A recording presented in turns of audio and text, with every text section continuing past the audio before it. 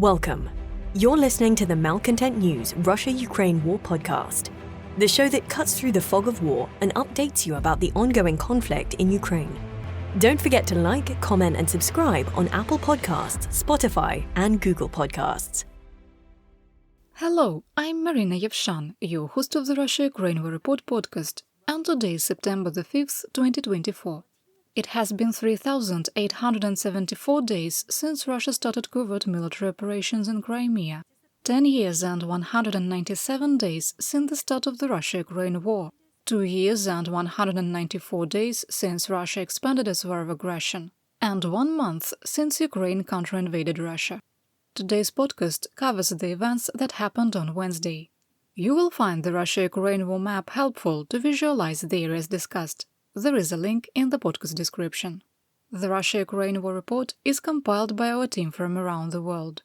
Today's report includes information from our direct contacts and journalists in Ukraine, the Russian Ministry of Defense, the General Staff of the Armed Forces of Ukraine morning reports, operational commands north, south and east of Ukraine, open source intelligence, our in-house team of analysts and geospatial experts, and pro-Ukrainian and pro-Russian mail bloggers and social media channels with a track record of trying to be accurate. We have one mission: the truth, because the truth matters.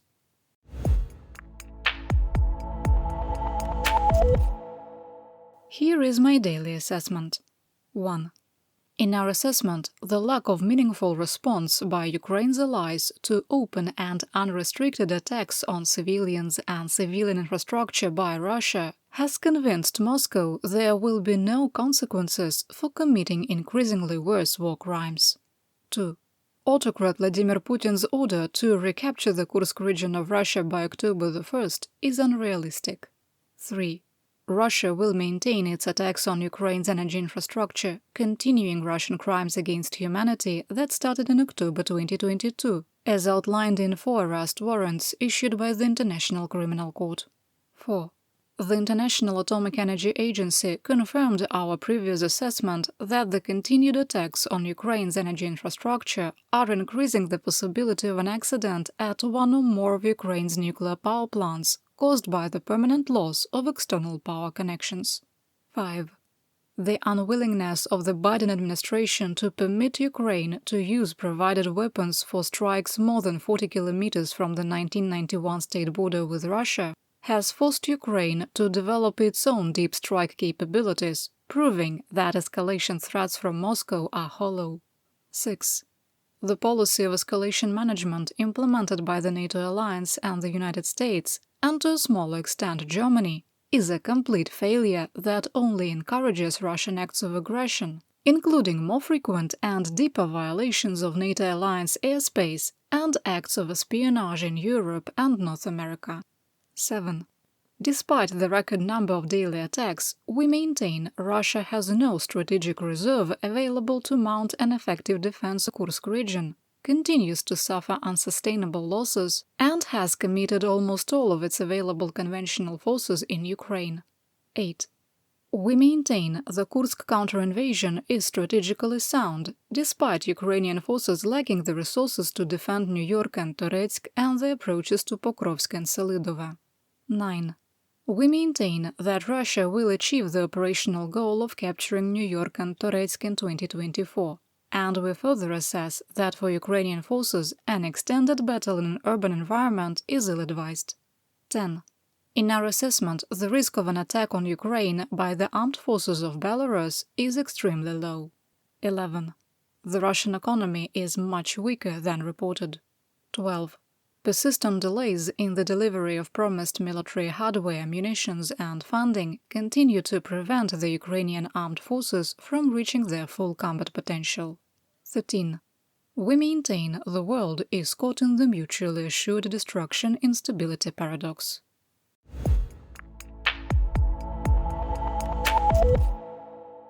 Moving to the action report summary. Yesterday, Russia carried out 180 discrete assaults, and through September the 4th, the 7-day moving average for daily attacks dropped slightly to 195. The General Staff of the Armed Forces of Ukraine stopped reporting the number of Russian fire missions and airstrikes on August the 31st, and we're unsure why they made the change. In the Kursk region, Ukraine controls 1,292.5 square kilometers, with another 322.5 in the grey zone, for a total area of 1,615 square kilometers. The breach is 95 kilometers wide, and the depth remains at 36 kilometers. Ukraine controls 94 hamlets, villages, settlements, and tactically significant areas, such as the Gazprom gas compressor and metering station at Sudzha. Of those, 33 settlements are under full administrative control. The Glushkovsky salient, where 2,500 to 3,000 Russian troops are isolated, is 560 square kilometers. This is unchanged from yesterday. There were no significant changes to the line of conflict in the Kursk region of Russia, and very little information was released. For today's podcast, here is your Kursk update. Fighting continued. Nothing changed. Clouds blocked NASA firms for most of the day, and the next Sentinel Hub satellite pass isn't until the end of the week. Let's go into the details of what happened in Ukraine. This would be a good time to open up the war map on a second device and find the city of Kharkiv. There is a link to the map in the podcast description. Ready? Here we go.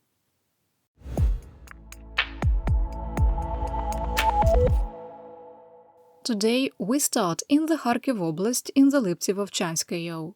Significant fighting was limited to Vovchansk, which Russian mercenary mail blogger War Gonzo described as, quote, positional in nature. Yesterday I told you about the new Ukrainian Dragon drone that drops the incendiary agent thermite over a large area. The video in yesterday's situation report was geolocated, attacking Russian positions northwest of Staritsa in the grey area. Based on the new intelligence and confirmation of the Russian position, we adjusted the line of conflict. This wasn't a new Russian advance, just a better understanding of exactly where Russian troops are located. In the Kupiansk AO, fighting continued in the area of Sinkivka, where a Ukrainian Dragon drone dropped thermite on Russian positions near Lake Liman. Russian assaults in the direction of Glushkivka and Lozova ended in failure, as did new attempts to occupy the southern part of Berestove. In the Luhansk Oblast, Russian forces tried to occupy the southern part of Stelmachivka, with fighting reported in the area of Myasozharivka. Further south, Russian attempts to advance in the direction of Hrekivka and Druzhelubivka were unsuccessful.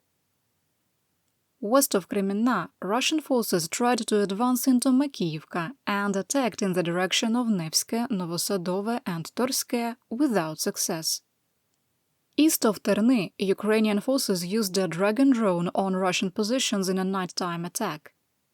It is an amazing video, and we'll link to it in today's situation report. There's more information in the podcast description. The new Ukrainian weapon likely creates a powerful psychological impact.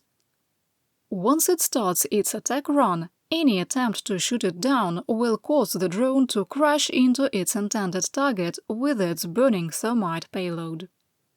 Additionally, it appears that Dragon drones are single-use and self-destruct at the end of their attack.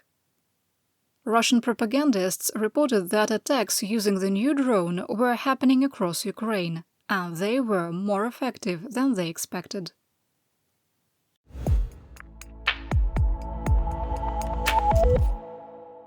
Now let's talk about the Donbass, where we start in the northeastern part of the Donetsk Oblast.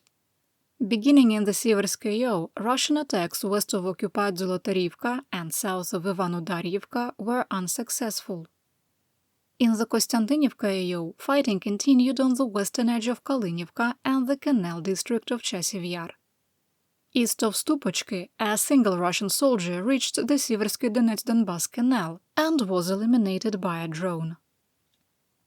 The situation in the Toretsk-New York AO remains difficult but stable.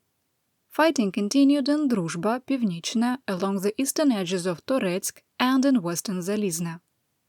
Ukrainian forces were confirmed on the western edge of the urban part of New York, but lost 2 infantry fighting vehicles.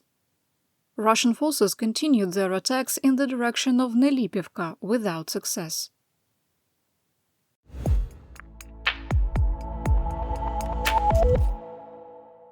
In southwestern Donetsk Oblast, Russian forces carried out 52 attacks in the Pokrovskoye, but did not advance. Russian assaults in the direction of Zelene Pole, Vozdvizhenka, Mirolubivka, Krasny Yar, and deeper into Grodivka were repulsed. Russian forces were unable to advance into the last section of Novogrodivka, where fighting in the area of the coal mine continued. Fighting also continued in the area of Marinivka, in the settlement of Mikhailivka, and on the eastern outskirts of Selidove. In the Kurakhove, it was confirmed that Ukrainian forces still held the village of Nevelske, but were at risk of being encircled. The heaviest fighting was on the southern edge of Halytsinivka and near Ukrainsk. Further south, Russian forces remained south of the Lozova River in the northwestern part of Krasnogorivka. Halytsinivka, Nevelske, and northwestern Krasnogorivka are important to holding the Ukrainian salient south of occupied Pervomaiske. In eastern Maximilianivka, Russian stragglers from the failed armored assault on September 3rd were surrounded by elements of the Ukrainian 46th Air Mobile Brigade. After being repeatedly attacked by drones, 9 Russian soldiers surrendered. Fighting continued in Kostiantynivka with no significant changes to the situation. In the Vuhledar, some Russian sources reported that Russian troops withdrew from the Pivdenno-Donbasska coal mine No. 1 complex and were regrouping, quote, on the approaches. The settlement of Vodyane was attacked by Russian rocket artillery as part of setting conditions for a future attack. Russian sources claimed that fighting continued on the edges of occupied Prechystivka.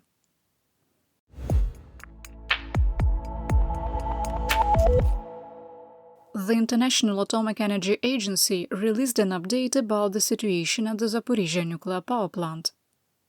Director General Rafael Grossi and a team of experts were allowed to visit Cooling Tower 1, which was damaged by fire on August the 11th.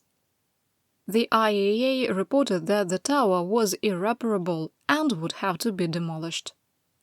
Without the cooling tower, none of the reactors can be brought into operation, effectively neutralizing Europe's largest nuclear power plant.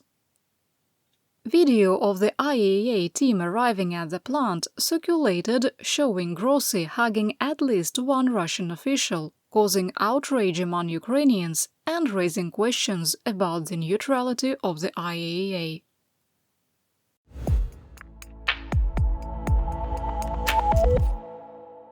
We're going back to Russia to talk about areas outside of the Kursk Oblast.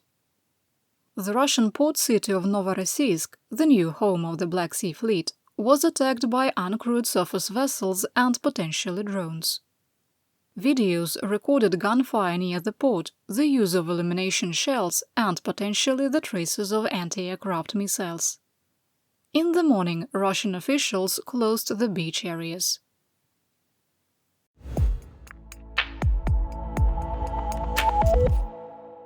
Here is my theater-wide update. The number of people killed by the September 3rd Russian missile strike on Poltava rose to 54, with 297 wounded, 65 are in critical condition. 5 people are still missing, and search and rescue operations continued. A report by Reuters Thompson that Ukraine would receive 17 additional IRIS-T air defense systems from Germany was misleading, with most of the systems already pledged. Currently, Ukraine has 4 fire units and 6 launchers, with 2 more IRIS-T SLM fire units slated to be delivered by December 2024. Starting in 2025, Germany had already committed to deliver 3 IRIS-T SLM fire units, which can operate as an independent air defense system, and 6 IRIS-T SLS launches. Another 3 fire control units and 8 launches will be delivered by the end of 2026. When they handed me my script today, Russia had just carried out another Shahed-136 drone attack on Ukraine that lasted for almost 11 hours. Yet another air raid alert is ongoing at the time of recording. At least one of the drones entered Belarusian airspace and was shot down. And this time there is a video confirming the reports. On Thursday morning, Minsk released a statement about the incident. Quote, "Tonight, on September the 5th, a fact of violation of the state border of the Republic of Belarus in the airspace, presumably by unmanned aerial vehicles, was recorded. A decision was made to destroy it. Timely actions of the on-duty air defense forces destroyed all the targets of the intruders. A check is being conducted on this fact." Polish air defenses, 0. Romanian air defenses, 0. Belarusian air defenses, 2. Take all the time you need. And that's what we know. Your support of my home, Ukraine, helps us make history and protect the future for all. You've been listening to the Malcontent News Russia-Ukraine War podcast. To help keep us independent, please consider providing financial support by becoming a patron. Want on-demand news in your hand? Download the Google News app and make Malcontent News one of your favorites to receive breaking news updates. Thank you for listening.